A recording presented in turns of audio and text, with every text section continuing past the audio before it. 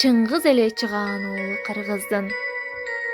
Кыргызстандын Залкар уулу, дүйнөгө аты таанымал, белгилүү жазуучу, коомдук жана мамлекеттик ишмер Чыңгыз Айтматов Талас облусуна караштуу Кара Буура районундагы Шекер айылында 1928 жылы 12 декабрда туулган.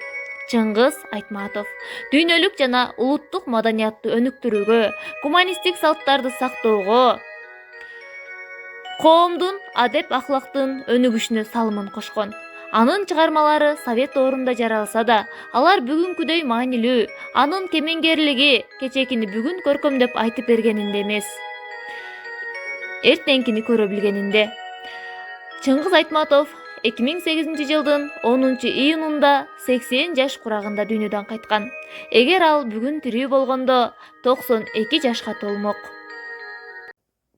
Социалисттик эмгектин баатыры, Ленин жана мамлекеттик сыйлыктардын лауреаты, бүткүл дүйнөгө аттан кашкасындай таанымал болгон сүрөткер, Кыргыз Республикасынын эл жазуучусу Чыңгыз Айтматов 1928 жылы Талас өрөөнүндөгү Шекер кыштагында туулган. Чыңгыз Айтматовго дүйнөлүк кадыр бар алып келген, анын новатордук калеминин жаралган 60-70 жылдары чыгармалары ага бүткүл дүйнөгө таанымал болгон экен. Ал чыгармалары болсо бул бетме-бет, Жамиля, биринчи мугалим, Саманчынын жолу, Ак кеме, Этекелген турналар аттуу чыгармалары болгон. Чыңгыз Айтматов 2008 жылы 10 июнда Германиянын Нюрнберг шаарында каза болгон. Чын айтам, балким жалган туюлар. Чыңгыз десем, өрөзүнөн куюлар. Окшош турса, мен Чыңгызды толорго, оркойгон тоолам көзгө урунар. Өңдөгү катардагы кыргыз кетти. Кыргыздын чыган уулу Чыңгыз кетти. Алымга кыргыз деп нурун чачкан. Асманда орду толмос жылдыз кетти. Көп чыгарма жазылбай ыйлап калды, жазуучунун жүрөгү туйлап калды. Учурап орду толмос жоготууга кыргыздын бора тишип сыздап калды. Көп өлкө окуптондорун көтөрүп Чыңгыз даңкыбыз табигат берген таланттын таасири күчтүү жаратты.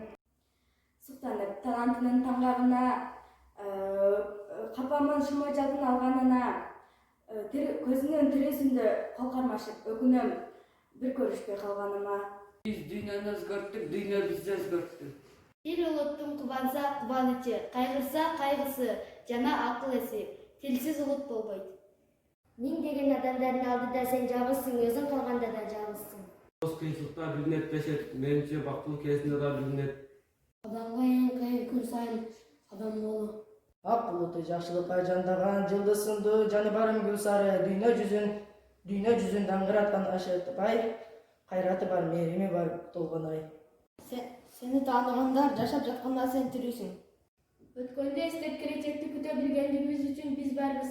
Билимге толгон башы менен эмес, адамгерчиликке толгон жүрөгү менен бааланат.